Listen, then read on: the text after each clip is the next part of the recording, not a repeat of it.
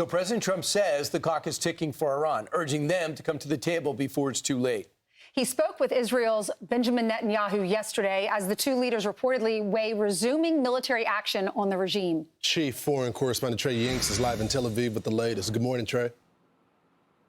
Yeah, hey guys, good morning. The Middle East remains on edge, waiting to see if the war will resume in the days ahead. President Trump overnight on Truth Social posting a new warning for the regime, saying for Iran, the clock is ticking and they better get moving fast or there won't be anything left of them. Time is of the essence. The president's post comes as reports indicate the Iranians have submitted a revised proposal to Pakistani mediators aimed at addressing some of the gaps in their previous response that President Trump described as a piece of garbage.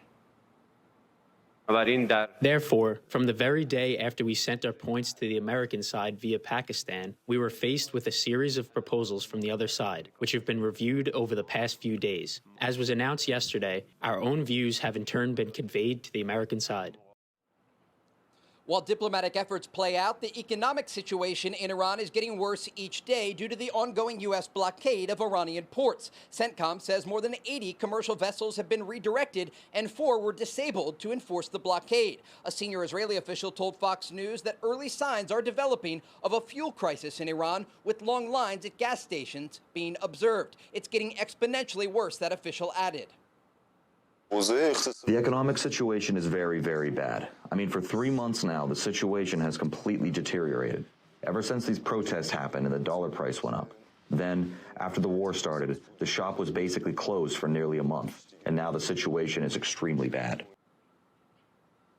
The U.S. military buildup across the Middle East does continue, with more transport planes arriving in the region each day. Guys?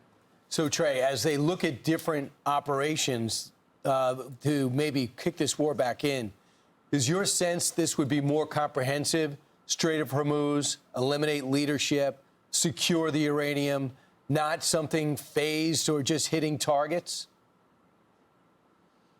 If the war does resume, we're likely looking at a scenario where there are joint U.S. and Israeli strikes hammering the Iranian regime, not just around the capital of Tehran, but also in other key areas, especially along that western coast near to the Strait of Hormuz, where the Iranians still have some smaller cruise missiles and abilities to target international shipping lanes. All of this is happening, though, amid the backdrop of a severe economic situation for the Iranian regime.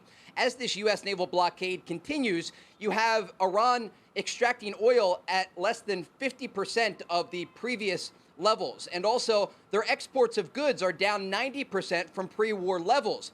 And this is an indication that the pressure the Trump administration is putting on the regime is working. As for the military options, we understand, according to regional sources, that President Trump has been presented with a variety of options, and these would likely include going after the remaining leadership of the Iranian regime as it relates to IRGC officials that are still ordering attacks against Gulf countries as recently as this week, and also a variety of other targets going after the storage facilities where they still have a variety of missiles in underground areas. And so President Trump has a variety of options on the table, and he will likely coordinate directly with the Israelis to ensure that the pressure is so heavy on the Iranian regime that eventually they would be forced back to the negotiating table. That's what we're hoping for. So, Trey, I'm just curious, is Pakistan still trying to push for the diplomatic option, or have they essentially accepted that they're not going to be able to bring both sides to the same point? Yeah, mediators in Islamabad are continuing to push for a diplomatic solution. And look, President Trump wants a diplomatic solution. He wants a deal with the Iranian regime, but he wants the right deal. And the right deal includes Iran never having a nuclear weapon and exporting that already highly enriched uranium, around 60% purity, that's currently buried deep underground in the aftermath of Operation Midnight Hammer last summer. The Iranians continue to talk tough publicly, but behind the scenes are trying to get some sort of agreement together. That is the reason that you heard the spokesperson for the Iranian Foreign Ministry, even earlier today, saying that there are still conversations taking place being mediated by Pakistan, and that they are responding directly to the comments by President Trump in the aftermath of that response to the U.S. peace proposal that the president described as a piece of garbage. But the president has been very clear here, Lawrence. He is either going to get a deal that involves everything he wants, and that includes Iran never having a path to a nuclear weapon, or the bombing campaign against Iran is going to resume. And when we look back about a month, President Trump said he would go after Iran's power plants and their bridges. He understands that the United States military has the ability to systematically destroy the Iranian regime. And when you have this backdrop of the heavy economic consequences of the U.S. naval blockade, any sort of strikes in the future would make it incredibly difficult for the regime in Tehran to rebuild. So, Trey, has the regime ever been in a situation like this? I mean, the economic situation is pretty bad there. You were mentioning shops are closing. This one guy said his shop closed for a month. Really bad fuel problems there, long lines at the gas stations. So in the past, has this caused or pushed the regime to come to the table and negotiate? It's a great question. And in the past, under previous administrations, such as the Obama administration, when large sums of cash were released as part of the agreements reached with the president at the time, this allowed the Iranians to take pressure off of their domestic issues. And now they are feeling that pressure as a result of these actions by President Trump.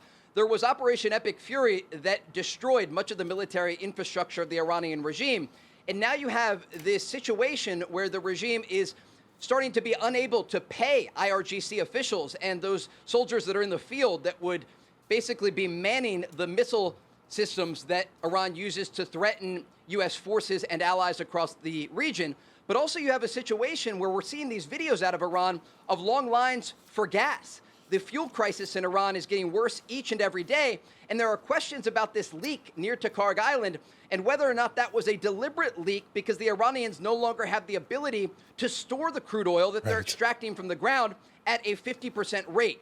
And so the situation for the Iranian regime has never been worse in the past 47 years.